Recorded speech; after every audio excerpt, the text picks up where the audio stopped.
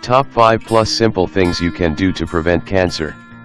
About 1/3 of the 1.5 million cases of cancer that occur each year in the US could be prevented by adopting a healthy lifestyle, according to the American Institute of Cancer Research, AICR. Cancer generally refers to abnormal cell growth in your body due to damage or mutation in certain crucial genes, particularly the DNA of cells. Many factors promote or initiate gene damage, such as smoking, poor diet, infections, cancer-causing chemicals, and exposure to ultraviolet radiation. Preventive measures, including some basic lifestyle changes, can help stop the onset of some types of cancer and potentially save your life. Here are top things you can do to prevent cancer. 1. Say no to smoking. Cigarette smokers have the highest risk of developing lung cancer. Smoking also increases the risk of other cancers, such as those affecting the larynx, voice box, mouth, esophagus, gullet, throat, pharynx, liver, stomach, bowel, bladder, pancreas, kidneys, cervix, ovaries, nose, and sinuses. It can also be a factor in some types of leukemia. Many chemicals in cigarettes, such as benzene, polonium-210, benzoapyrene and nitrosamines, cause damage to the DNA, including key genes that protect against cancer. Chromium in cigarettes makes things worse by helping poisons like benzoapyrene adhere more strongly to your DNA. Also, arsenic and nickel can turn damaged cells into cancerous cells by interfering with pathways for repairing damaged DNA. So, it's good to quit smoking completely and avoid being exposed to second-hand smoke. Several natural methods can help ease the process of quitting.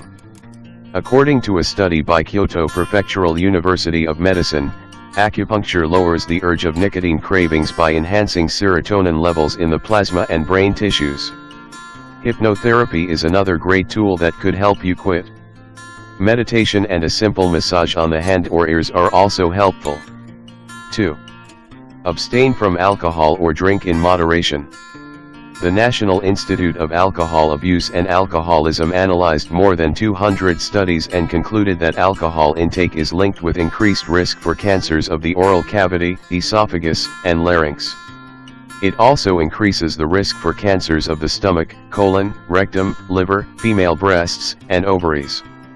Drinking alcohol contributes to tissue damage, leading to DNA changes in the cells and gradually cancer. It even prevents DNA repair and suppression of tumor immune surveillance. So, abstain from alcohol or drink in moderation to reduce your cancer risk.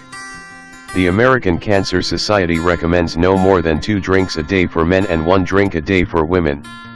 1 drink equals 12 ounces of beer, 5 ounces of table wine or 1/2 ounces of 80 proof hard liquor.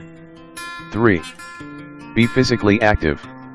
Besides reducing the risk of heart disease and diabetes, various moderate and vigorous physically intensive activities may cut your cancer risk by helping you control your weight. Obesity is one of the leading risk factors of several cancers.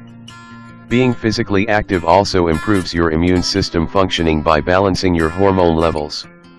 A 2014 study published in the Journal of the National Cancer Institute shows that physical inactivity increases the risk of certain cancers, such as colon, endometrial and lung cancer. The American Cancer Society recommends weekly activity for adults of at least 75 minutes of vigorous intensity activities, such as running, or 150 minutes of moderate intensity activities, such as walking, biking, housework, and gardening. Also, make sure you limit the amount of time you spend lying down, sitting and watching television. 4. Maintain a healthy weight.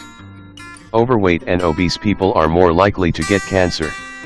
Obesity is strongly associated with changes in the physiological function of the adipose tissue, leading to insulin resistance and chronic inflammation. These factors increase the risk of different types of cancer. Obesity is also linked to increased risk of recurrence as well as both cancer-specific and overall mortality. According to the American Institute for Cancer Research, AICR, excess weight, and obesity increase the risk for esophageal, liver, kidney, colorectal, advanced prostate, endometrial, ovarian, pancreatic, gallbladder and postmenopausal breast cancer. If you are obese or have extra fat around your waist, take necessary steps to lose weight slowly but steadily. Ask your doctor or dietitian for help in developing a plan to achieve your goal.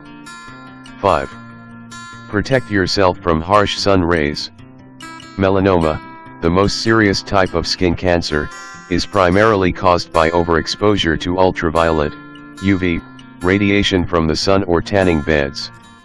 AICR suggests that UV rays with higher energy can remove an electron from an atom or a molecule to convert them into ionizing radiation. This ionizing radiation damages the DNA of your cells, which may lead to skin cancer. However, exposing yourself to early morning sunlight for 15 minutes daily is beneficial, as it helps produce vitamin D that helps regulate cell growth, limit inflammation, and even prevent cancer cells from spreading. To reduce the risk of skin cancer, avoid exposure to midday sun. If you need to go outside, stay in the shade as much as possible. When not possible, cover as much exposed skin as you can by wearing woven, loose-fitting clothes. Sunglasses and a broad-brimmed hat can protect your eyes and skin from direct sun rays. Also, apply a sunscreen liberally on your skin and reapply it often. Since indoor tanning beds and sun lamps are as damaging as natural sunlight, avoid them as well. 6. Regular health screenings. Regular health checkups and cancer screening tests can help reduce the threat of a full-fledged cancer by catching it at an early stage. If you are a woman over 40 years of age, get a mammogram to screen for breast cancer at least once a year. Men and women should opt for colon cancer screening beginning at age 45. Adults should consult their doctors and follow a suitable testing plan for various other cancers, such as rectal, oral, cervical, uterine, lung and prostate cancers. Although screenings do not necessarily prevent cancer, they definitely enable early detection, when it is much easier to treat.